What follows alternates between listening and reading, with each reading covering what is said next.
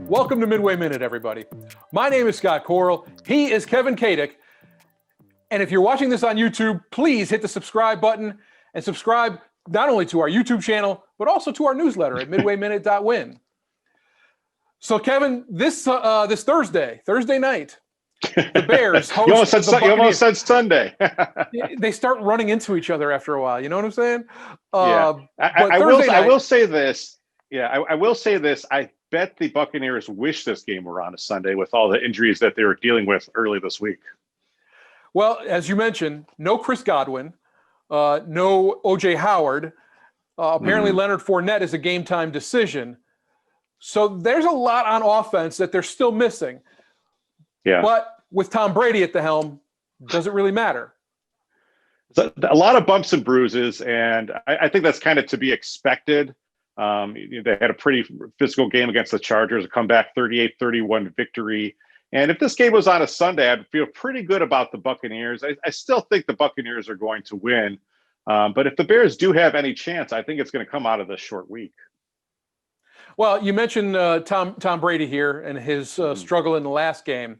You know, he threw a pick six in that game, and that was his fourth pick six in his last 6 games. Right. So, and he doesn't have as strong an arm as he used to have. So there might be a couple balls that a decent secondary that the Bears have, Bulls, wow, that the Bears have might actually come up with a couple balls if they catch it, Khalil Mack. Yeah, Tom Brady's got to feel pretty good about himself because had he come to the Bears, and apparently that was sort of on the table until he remembered that it was a little too cold here. He's probably enjoying it much more in Tampa Bay right now. It's good. I think it's going to be an interesting game. To me, I think I've kind of figured out this Bears team, right? And when do we do our predictions? It's 2 things. And I mean, I'm not breaking any new ground here, but who's the head coach and who's the quarterback? And are those 2 guys better than what the Bears have? And the first 3 weeks, it was debatable on all 6 of those positions. Last week, I don't think it was, and we saw what happened. This week, Bruce Arians versus Matt Nagy just kind of sends shivers up my spine. And then Nick Foles against Tom Brady in that Super Bowl rematch. You know, Nick Foles has a lot to prove, and we're going to see if they can somehow pull it together. But with a short week and from what we saw on Sunday, I don't feel great about it. Well, this will be the 3rd straight year that the Buccaneers are facing Nick Foles. And the previous 2, Foles is 0-2. The Buccaneers have a little bit of motivation because they're hoping to be 4-1 for the first time since 2005. So there's a lot going on for the Buccaneers here to try and gain some momentum and a foothold in the NFC South. But the Bears have motivation too. You just came off your first loss. Now it's time to get back on that winning track and to do it against a team like Tampa Bay and Bruce Arians, as you mentioned. That would be a signature win and something that could carry you maybe at least for the first half of the season. Look, with the Bears coming back, 2 of those 3 games, and also eking out that win against the Giants, bought them some time here. They're still 3-1, and I know that a lot of doomsayers came out after that Sunday victory or Sunday loss. And it's to be expected. I thought going into these 2 games, the Colts and the Buccaneers, they had to win one to really set up the rest of the season, and I think that still remains true. You know, anything can happen on Thursday night. It always generally benefits the home team, probably particularly in the age of coronavirus. So I guess we're going to see how the Bears respond to that loss to Indy. You know, it's almost like if you look at it, these are 2 teams that are very much like each other. Neither of them have a great running game. Bears happen to have a better one than the Buccaneers currently. They're fairly decent in terms of passing yardage.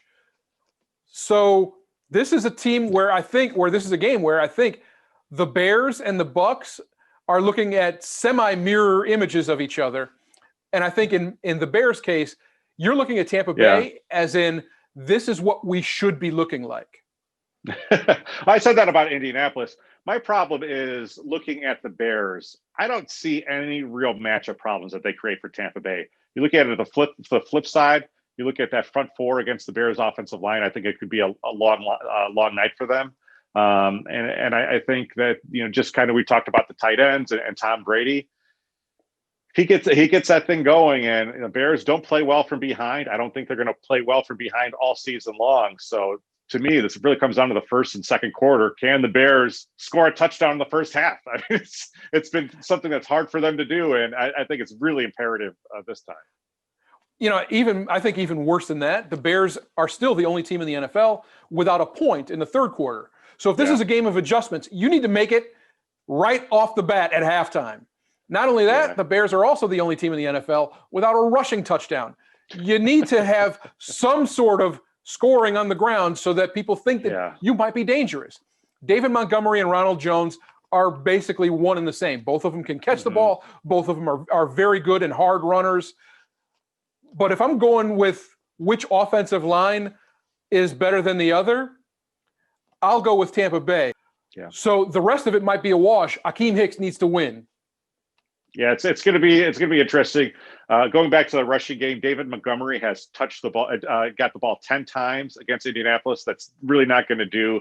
That's probably in Matt Nagy's head, which is probably good, not a good place to be. But it's going to take a great game plan to beat this team and to beat Bruce Arians, who I think is probably maybe one of the best coaches ever to not win a Super Bowl. Scott, what's your prediction for the game? The unfortunate part is it's not going to be pretty. Bucs 27, Bears 10. I don't think the Bears just have enough offense to really take care of Tampa Bay right here.